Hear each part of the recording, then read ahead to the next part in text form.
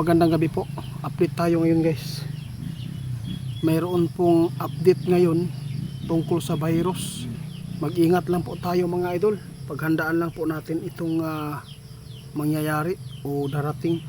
May nagpaabot sa akin, kaya tinanong ko si kaibigan kanina tungkol sa Ebola virus.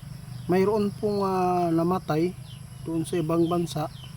Natakot po siya, baka daw mayroon pong mga nahawaan doon sa ibang bansa makapunta dito sa Pilipinas. Ano po ba daw kalala nito? Dahil talagang sinabi po at napanood nila na grabe daw ang epekto nito. Kapag nahawaan ka, talagang napakadelikado pag hindi daw naagapan. Kaya sinabi ng ating kaibigan, huwag daw tayong mag-alala mga idol sa virus, dahil yung mga virus na nangyayari kagagawan daw ito ng tao. Ito po ang sabi ng ating kaibigan, ha, hindi po yan ang gagaling sa atin. Kaya ipapaabot ko sa inyo. Ang maganda dito, maghanda na lang tayo lagi mga pagkain natin, kasi hindi po natin alam, baka matulad noong COVID-19 anong nangyari, biglaan po ang pag-quarantine o yung hindi makakuan ba, hindi tayo labas. Kaya tandaan po natin mga idol, kahit ako nababahala dito, lalo na si Indy Pires, yung pastor, nagpaabot, hinulaan po niya na mayroon pong lalabas, no, na bagong virus. Kaya nababahala po ang ilan.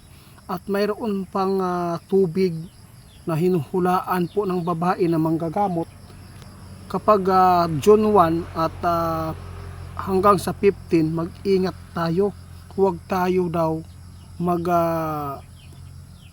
kampante sa iniinom nating tubig.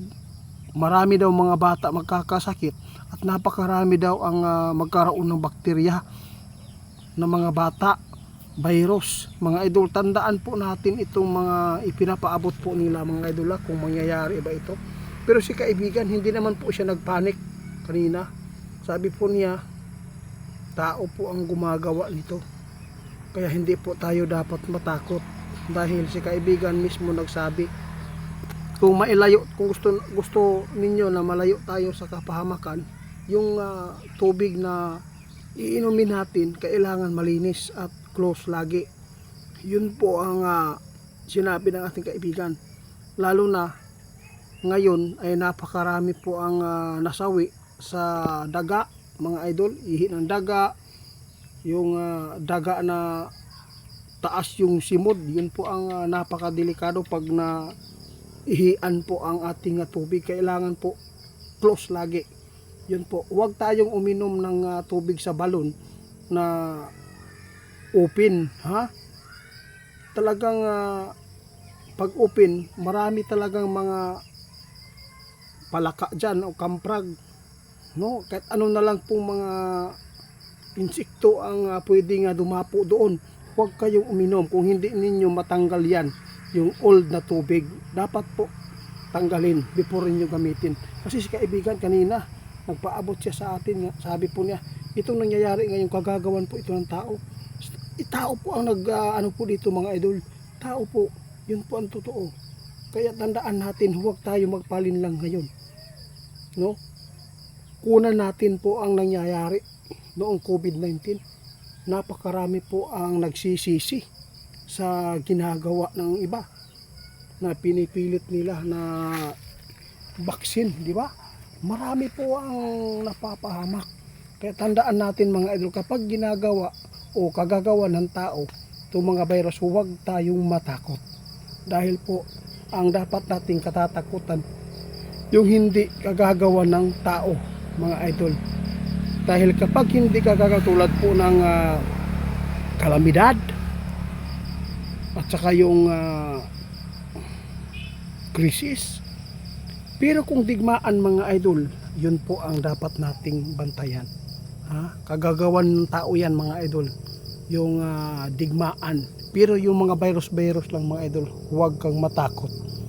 Pero kung yung digmaan, yun po paghandaan din natin yan. Marami na po kaming ipinapaabot na mga babala doon. Kaya sa lahat ng makapanood sa amin, paki-report ni Ghost Hunter 88 Fans.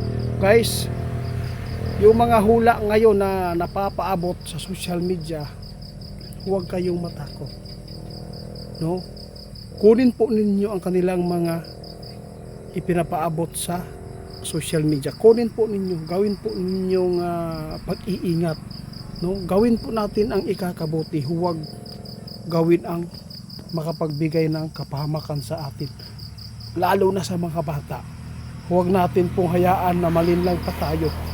Guys, good evening po sa inyong lahat, no? Gabi na. Paki-report ni Ghost Hunter 88 Fans dahil napaka scammer yan. Sobrang walang hiya, magnanakaw na tao. Kung sino man po ang nakakilala ni Ghost Hunter 88 Fans 2.0, pwede po bang sabi na lang sa comment mga idol sa video ko kung taga saan siya, kung sino po ang nakakilala, kung anong pangalan niya, para po ma-report natin sa NBI dahil napakarami na po nilang in-scam na pira sa GCash dahil nagpo-post sila ng wala sa kanila. Kinukuha po nila yung mga item natin sa ating YouTube. Maraming salamat.